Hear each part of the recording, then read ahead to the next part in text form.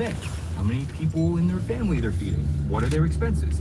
And they plug all the answers they get into a formula, and voila, that federal taxpayer money they're giving out. But sometimes they are a little off. They just said you had to make under $31,000 in Oregon as an individual, under $64,000 as a family of four, I think. $57 in a given month. The federal government counts that as an error. And the error rate, that is the percentage that they are off overall across the whole state over the year. And a big part of getting that error rate down is asking the right questions. That's what most of the people who work in Nate's division are focused on. And we're going to talk with the people who ask those questions. But before we do that, I want you to meet Vicky Aguilar, who walked me through what it's like to answer those questions accurately. Tell me about you, Vicky. I am 59 and single, and I love it. We met up with Vicky in front of her mom's house in Salem, Oregon. Should we sit down? We sat on a bench next to a wheelchair ramp facing her mom's big flagpole with the American flag flying. Vicky told us she actually got her EBT card filled up just the day before. EBT cards are like food stamp debit cards, and when Vicky's card got loaded up, she went to not one, but 2 grocery stores. I went to Winco, then I went to Safeway. Safeway is never cheaper than Winco. No, but if you get onto the app and download the app, and I hate the app. I hate how they... I work there. The story of how Vicky ended up getting approved for food stamps starts not long ago, back when she had 2 jobs. Part-time nights at Safeway, and also full-time as a caregiver for her uncle. She took care of him for 16 years as a home health aide, getting paid $22 an hour. He had stage 2 bladder cancer, and he was a quadriplegic with a trach, and he was just tired. He was tired. It was just going to get worse. So he went on to hospice. And he passed away August 21st. And that was the beginning of a tough time for Vicky. She missed her uncle a lot, and she also no longer had that full-time job. She was just down to that part-time one. And my food sort of, it was getting short. Yeah, it was getting kind of gone. There was no other income except for Safeway, and they didn't like pay that great. How much? $15.50. Yeah. Vicky says, but they weren't giving them, so she could barely cover it. And that is when Vicky walked into the Oregon Department of Services office in her neighborhood. It was the receptionist asked her a few simple questions just to get her into the system, like, what's your social? Yeah, what's how your are you? birthday? Just listening to She the story gave about Vicky food an stamps. application with some more in-depth questions, and right there on the spot, she also gave Vicky an EBT card with the words Oregon Trail and a picture of a covered wagon. But there wasn't any money on it. To get the money for food, the woman told Vicky she'd have to wait for a call from someone who would ask more in-depth questions, an eligibility worker. And this interview, this is where the errors that Oregon needs to reduce, this is where they start to maybe get introduced. Because the error rate goes up when one of basically 3 things happens. Either 1, the interviewer doesn't ask all the questions that they should, or they don't ask the right questions.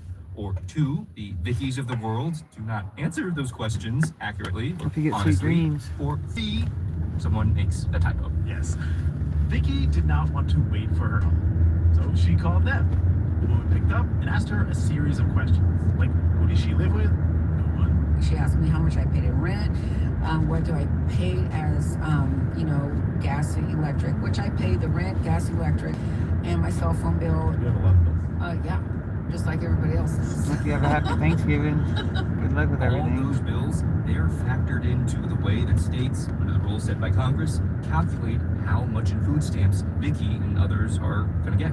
And each little piece of information that they get from her, that is an opportunity for error. For instance, Vicky says the interviewer asked some more questions about income. Asked her to pull out a pay stub and tell her what it said next to gross pay. And right here, something I'll have to get to sleep interesting later. happened. And so I said it wrong to her, and she goes, "Are you sure that's right?" I was like, "Oh, wait a minute. No, it's not. This is what it is." Boy, what I said, this is what it is. To be clear, Nikki told me she wasn't trying to pull a fast one. She was just confused by the pay stub. Amongst us hasn't been.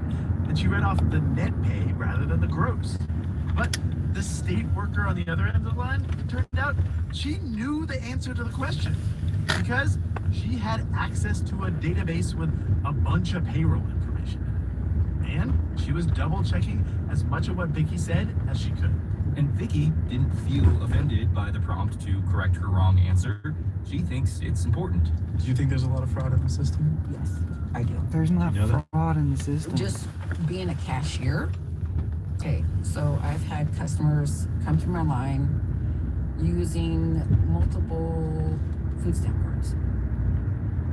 And, it could be their family members, but, that's not your card. You shouldn't be using it. This is a problem. Oregon actually has special cops, a division that looks into fraud. If you get caught, you have to pay back the money. Last year, Oregon had 34 cases of confirmed food stamp fraud. Total, out of 750,000 recipients. Wow. But So Nate it's says basically that the not a vast thing. majority of errors, that stat that the feds care about and that Oregon is going to be punished for, those do not come from fraud. They come from inadvertent errors, honest mistakes like the one that Vicky made. I was like, where is my pay? I could not find it. So, yeah. All right, so we've learned how errors are introduced, but we also know that errors are still creeping in. How? Why? The person Because most errors qualified to happen. answer that question is the person charged with finding the errors. That people shouldn't And have to go reporting them hungry to because both you the guys, state and the federal to- government. the government shouldn't get Shelley, off their good to meet you. obligation to pay people's Shelley food stamps just Wickersham is because a they can member say, of the "Oh, you made elite some errors." 11-person team tasked That's with Trump for finding you. errors, He's any tasked excuse. with auditing people's Yeah, the stamp problem is cases. you have threats Now, from Trump. Are people thrilled to be Take audited? people's food stamps away. No. So Shelley tries to reframe Right, I'm gonna that shut it audit. down. Tell them, hey, we pull 100 cases a month. It's like winning the lottery, yay, maybe, it's going to be okay. We try to develop some sort of relationship. And then, I had a guy tell me the other day, he was like, yeah, well, if I could bet the lottery, I wouldn't need food stamps. So As you can tell, Shelley really does try to put on a charm offensive when she's calling someone, especially when she has to do it for like the 40th time. Thanks. Is there a This is rule kind of a that boring your boss story. gives you on how At much least to calling me, is because I already annoying? knew everything they're talking about from having food stamps. I need to get my information.